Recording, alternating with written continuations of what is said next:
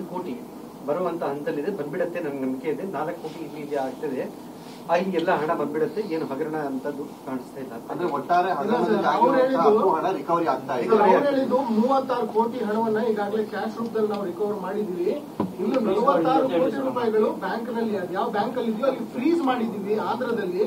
ಉಳಿದಂತ 103 ಕೋಟಿ ರೂಪಾಯಿಗಳು ಎಂಜಿ ರೋಡಿನ ಬ್ರಾಂಚ್ ಅಲ್ಲಿ ಇದೆ ಅಂತ ಹೇಳಿ. ಇದು ಯಾವ್ದು ಕನ್ಕ್ಲೂಷನ್ ಇಲ್ಲ ಸರ್. ಅಂದ್ರೆ ಒಂದೆಡೆ ಬ್ಯಾಂಕ್ ಅಲ್ಲಿ ಮೇಲೆ ಹಾಕ್ತಾರೆ ಸರ್, ಒಂದ್ ಕಡೆ ಅಧಿಕಾರಿಗಳ ಮೇಲೆ ಹಾಕ್ತಾರೆ, ಅವ್ರ ಮೇಲೆ ಹಾಕ್ತಾ ಇಲ್ಲ. ಅಂದ್ರೆ ಟ್ರಾನ್ಸ್ಫರ್ ಆಗಿದ್ದು 88 ಕೋಟಿ ರೂಪಾಯಿ, ಅದರಲ್ಲಿ 85 ಕೋಟಿ ವಾಪಸ್ ಬಂದ್ಬಿಡೋದು ಅಂತ ಅವ್ರು ಹೇಳ್ತಾರೆ ಸರ್. ಈಗ ಫ್ರೀಸ್ ಆಗಿರೋ ಅಕೌಂಟ್, ಸೊ ಇದು ಎಲ್ಲಿ ಲೋಕಸಭಾ ಎಲೆಕ್ಷನ್ಸ್ ಅಲ್ಲಿ ಎಲ್ಲೂ ಖರ್ಚಾಗಿಲ್ಲ ಅಂತ ಒಂಥರ ಹೇಳೋ ಮಾತು ಅಂತ ಅವರ ಪ್ರತಿಕರಣ. ಸಂಪೂರ್ಣ ಹಣವನ್ನು ನಾವು ವಾಪಸ್ ಅವರು ಎಂಟೈರ್ ಈ ಲೂಟಿಯನ್ನ ಬ್ಯಾಂಕ್ ಅಧಿಕಾರಿಗಳ ಮೇಲೆ, ರಾಜ್ಯ ಸರ್ಕಾರದ ಅಧಿಕಾರಿಗಳ ಮೇಲೆ ಹಾಕಿ ನುಳ್ಚಿಕೊಳ್ಳುವಂತ ಪ್ರಯತ್ನವನ್ನ ಮಾಡ್ತಾ ಇದ್ದಾರೆ. ಈಗ ಏನು ಎಲ್ಲವನ್ನ ವಸೂಲಿ ಮಾಡ್ತೀನಿ ಅಂತ ಹೇಳಿದ್ರೆ ಅದರಲ್ಲೇ ಡೌಟ್ ಬರ್ತಾ ಇದೆ ಈಗ ನನಗೆ. ಹಂಗಾರೆ ಇವ್ರ ಕಡೆಯವರಿಗೆ ಹೋಗಿರ್ಬೇಕಲ್ಲ, ಇವರ ಬೆಂಬಲಿಗರಿಗೆ ಹೋಗಿರ್ಬೇಕು. ಅದಕ್ಕೆ ಆ ಗ್ಯಾರಂಟಿಯಲ್ಲಿ ಹೇಳ್ತಾ ಇದ್ದಾರೆ ಎಲೆಕ್ಷನ್ಗೆ ಹೋಗಿದೆ ಅಂತ ಇಡೀ ಪ್ರೆಸ್ ನೋಟ್ ಕಳಿಸಿದಾರಲ್ಲ ಈಗ. ಹಂಗಾರೆ ಇವ್ರ ಕಡೆಯವ್ರಿಗೆ ಹೋಗಿದೆ, ಈಸ್ಕೊಂಬರ್ತೀನಿ ಅಂತನ? ಹಂಗಾರೆ ಆಯ್ತಲ್ಲ, ಒಪ್ಕೊಂಡಂಗ ಆಯ್ತಲ್ಲ. ಎಲೆಕ್ಷನ್ಗೆ ಹೋಗಿದೆ ಅಂತ ಸಿದ್ದರಾಮಯ್ಯನವರೇ ಒಪ್ಕೊಂಡಂಗ ಆಯ್ತಲ್ಲ. ಗ್ಯಾರಂಟಿ. ಇನ್ನೊಂದು ವಿಷಯ ಸರ್, ನೀವು ಹೇಳಿದ್ರಿ ಸರ್, ಈಗ ನಾಗೇಂದ್ರ ಅವ್ರ ಬಗ್ಗೆ ಹೇಳಿದ್ರಿ ನೀವು. ನಾಗೇಂದ್ರ ಅವ್ರ ಮತ್ತೆ ದತ್ತಲು ದೇವ್ರು ಸುಡಿಸಿದ್ರು. ಅವರು ಪಾಪ ಇಷ್ಟು ಕಷ್ಟಪಟ್ಟು ಎಲ್ಲ ಹಣ ತಗೊಂಡ್ಬಂದು ಒಂದೇ ಅಕೌಂಟ್ ಅಲ್ಲಿ ಹಾಕಿದ್ದು, ಸುಮಾರು ಕೆಲಸ ಮಾಡಿದ್ರು. ಅಂದ್ರೆ ನಿಮ್ಗೆ ಒಂದು ಸಹಾನುಭೂತಿ ಇದೆ ಅಂತ ಅನ್ಸುತ್ತೆ ಸರ್ ನಾಗೇಂದ್ರ ಅವ್ರ ಮೇಲೆ? ನಾನು ಅವಾಗ ಹೇಳಿದೆ, ಪಾಪ ಅವನು ಕರ್ಮೆ ಪರ್ಸೆಂಟೇಜ್ ಸಿಕ್ಕಿರೋದು ಒಂದು 20% ಸಿಕ್ಕಿರ್ಬೋದು. 80% ಲೂಟಿ ಹೊಡೆದಿರೋರು ಇವರೇ ದೊಡ್ಡ ದೊಡ್ಡ ನಾಯಕರುಗಳು. ನೆನೆ 5 ಜನ ಪ್ರೆಸ್ ಮೀಟ್ ಮಾಡಿ ಹೇಳಿದಾರಲ್ಲ, ಯಾರು ಮಂತ್ರಿಗಳು. ವಿಧಾನಸಭಾ ಅಧಿವೇಶನ ನಡೆಯುವಾಗ ಮಂತ್ರಿಗಳು ಪ್ರೆಸ್ ಮೀಟ್, ಅದರಲ್ಲೇ ಅರ್ಥ ಆಗ್ತೈತಲ್ಲ ಈ ಹಗರಣ ಬಗ್ಗೆ ಬೆಚ್ಚಿ ಬಿದ್ದಿದ್ದಾರೆ ಅನ್ನೋದು. ಅಲ್ಲ ಸರ್, ಇದು ಹೇಳಿದ್ರೆ ಗಂಭೀರವಾದ ವಿಚಾರ ಹೇಳಿದ್ರಿ ಸರ್. ನಾವು ಅಧಿಕಾರಕ್ಕೆ ಬಂದರೆ ಸಿಎಂ ರಾಜ್ಯವನ್ನು ಕೊಟ್ಟು ನಾವು ಅಧಿಕಾರಕ್ಕೆ ಬಂದರೆ ಯಡಿಯೂರಪ್ಪ ಅವರ ಮತ್ತು ವಿಜೇಂದ್ರ ಆಸ್ತಿ ಏರಿಕೆ ಬಗ್ಗೆ ನಿನ್ನೆ ಸದನದಲ್ಲಿ ಸಿಎಂ ಕೊಟ್ಟಂತ ಆರೋಪದ ಬಗ್ಗೆ ತನಿಖೆ ಮಾಡ್ತೀವಿ. ಯಾವ ರೀತಿ ತನಿಖೆ ನಿರೀಕ್ಷೆ ಮಾಡಬಹುದು? ನಾನೇನು ಹಂಗೆ ಹೇಳಿಲ್ಲಪ್ಪ. ಇರು, ನಾನು ಹೇಳಿದ್ದು ಅವ್ರು ಯಾವ್ಯಾವ ಆಪಾದನೆ ಮಾಡಿದಾರೋ ಅದೆಲ್ಲವನ್ನ ನಾವು ತನಿಖೆ ಮಾಡ್ತೀರಿ ಅಂತ. ನಮ್ಮದು ಎಲ್ಲಾರ್ದು ಸೇರಿ 20 ಹೇಳಿದಾರಲ್ಲ, 20 ಯಾವ್ದೋ ಒಂದಲ್ಲ ಮಾಡೋದು. 20 ಹೇಳಿದಾರಲ್ಲ, 20 ಮಾಡ್ತೀರಿ. ಬಿಟ್ಟು ಅಧಿಕಾರಕ್ಕೆ ಬನ್ನಿ. ಒಂದಲ್ಲ ನಾವು ಮಾಡೋದು ಎಲ್ಲ 20. ಅವ್ರಿಗೆ ಲಿಸ್ಟ್ ಒಂದು ಕೊಟ್ಟಿದ್ದಾರೆ ಅವರು. 21 ಸರ್ಕಾರದ ಸರ್, 20 ಸರ್ಕಾರದ 21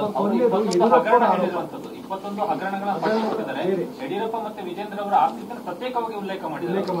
ಆ 21ರಲ್ಲಿ ಅದು ಒಂದು. ಅವ್ರು 21 ಕೂಡ ಹೇಳಿದ್ದಾರೆ. ಆ 21 ಕೂಡ ನಾವು ಬೇಕಾದ್ರೆ ತನಿಖೆ ಮಾಡ್ತೀರಿ. ನೀವು ಅಧಿಕಾರ ಬಿಟ್ಟು ಆಚೆ ಬನ್ನಿ. ಇದು ಸೇರಿದಂಗೆ ಯಡಿಯೂರಪ್ಪನವರು ವಿಜೇಂದ್ರ ಆಸ್ತಿ ವಿಚಾರ ಸೇರಿದಂಗೆ 21 ಅವ್ರು ಯಾವ 21 ಹೇಳಿದಾರೋ ಆ 21 ತನಿಖೆ. ಧನ್ಯವಾದ. ಪ್ರತ್ಯೇಕವಾಗಿ ಉಲ್ಲೇಖ ಮಾಡಿದ್ದಾರೆ.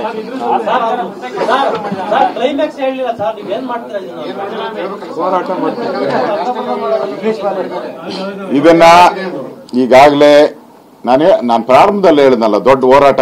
ಇಷ್ಟು ಹೋರಾಟ ಯಾವುದು ನಾವು ಮಾಡೇ ಇಲ್ಲ. ಅಷ್ಟು ದೊಡ್ಡ ಹೋರಾಟವನ್ನು ಮಾಡಿದಿರಿ. ಇದನ್ನ ಇಲ್ಲಿಗೆ ಬಿಡಲ್ಲ. ಇನ್ನು ತಾರ್ಕಿಕ ಅಂತ್ಯ ಏನಿದೆ ಕೊನೆಯವರೆಗೂ ಇದ್ರ ಬಗ್ಗೆ ಹೋರಾಟ ಮಾಡ್ತೀರಿ. ಇದೊಂದು ಕಾಂಗ್ರೆಸ್ಗೆ ಒಂದು ಕಪ್ಪು ಚುಕ್ಕೆ.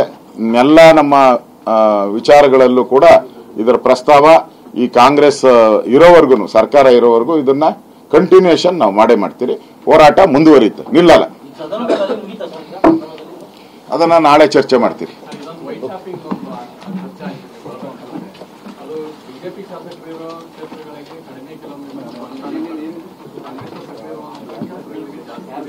ಈ 150 ಕಿಲೋಮೀಟರ್, ಒಂದು 54 ಕಿಲೋಮೀಟರ್, 100 ಕಿಲೋಮೀಟರ್ ಆಗಿದೆ.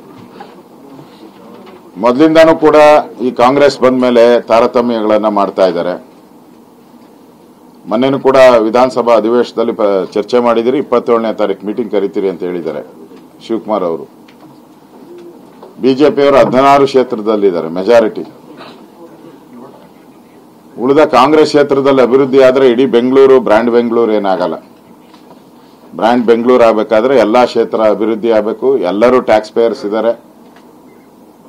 ಟ್ಯಾಕ್ಸ್ ಪೇಯರ್ಸ್ ಹಣ ನಾನು ಅದಕ್ಕೆ ಹೇಳಿದ್ದೀನಿ 15 ವರ್ಷದಲ್ಲಿ ಬಿಜೆಪಿ ಇದ್ದಾಗ ಏನೇನು ಅನುದಾನಗಳನ್ನ ಕಾಂಗ್ರೆಸ್ MLAಗಳು ಕೊಟ್ಟಿತ್ತು. ಅದೇ ರೀತಿ ನೀವು ಕೂಡ ನಡ್ಕೊಳ್ಳಿ. ನೀವು ಕೂಡ ಇಡೀ ಬೆಂಗಳೂರನ್ನ ಒಂದು ದೃಷ್ಟಿಯಾಗಿ ನೋಡಿ. ಇವತ್ತು ಕಳೆದ 3 ದಿನದಿಂದ ಕಸದ ರಾಶಿ ಬಿದ್ದಿದೆ. ಎಲ್ಲೂ ಕಸ ತಗೊಂಡೋಗೋಕೆ ಆಗ್ತಾನೆ ಇಲ್ಲ. ಮಾಧ್ಯಮದಲ್ಲೂ ಎಲ್ಲೂ ಬರ್ತಾ ಇಲ್ಲ. ಆದ್ರೆ ಎಲ್ಲದ ಕಸದ ರಾಶಿ ಎಲ್ಲ ಕಡೆ ನಿಂತಿದೆ. ಎಲ್ಲ ಲಾರಿಗೆ ತುಂಬಿಟ್ಟಿದ್ದಾರೆ. ಲಾರಿಗಳೆಲ್ಲ ಹಂಗೆ ನಿಂತಿದೆ, ರೋಡ್ಗಳಲ್ಲಿ ನಿಂತಿದೆ. ಡಂಪಿಂಗ್ ಯಾರ್ಡ್ಗಳಲ್ಲಿ ಹಾಕಕ್ಕೆ ಬಿಡ್ತಾ ಇಲ್ಲ. ಅಲ್ಲಿ ಲೋಕಲ್ ಜನನು ಕೂಡ ಬಿಡ್ತಾ ಇಲ್ಲ. ಇನ್ನು ಮಳೆ ಬೇರೆ ಬರ್ತಾ ಇದೆ, ವಾಸನೆ ಆಗಿ ಇನ್ನಷ್ಟು ಕಾಲರಾ, ಡೆಂಗ್ಯೂ ಇದೆಲ್ಲ ಇನ್ನಷ್ಟು ಜಾಸ್ತಿ ಆಗಕ್ಕೆ ಅವಕಾಶ ಆಗ್ತೈತೆ. ಸರ್ಕಾರ ಇಮಿಡಿಯೇಟ್ ಆಗಿ ಈ ಕಸ ವಿಲೇವಾರಿಗೆ ಎಲ್ಲೆಲ್ಲಿ ನಿಲ್ಲಿಸಿದರೆ ಕೂಡಲೇ ಅಲ್ಲಿ ಹೋಗಿ ಅವ್ರ ಜೊತೆ ಮಾತಾಡಿ ಇದನ್ನು ಪರಿಹಾರ ಮಾಡುವಂತ ಕೆಲಸವನ್ನ ಮಾಡಬೇಕು. ಈ ವೈಟ್ ಟ್ಯಾಪಿಂಗ್ ಏನಿದೆ ಅದನ್ನ ನಮ್ಮ 27ನೇ ತಾರೀಕು ಸಭೆಯಲ್ಲಿ ಅದನ್ನ ಚರ್ಚೆಯನ್ನ ಮಾಡ್ತೀರಿ.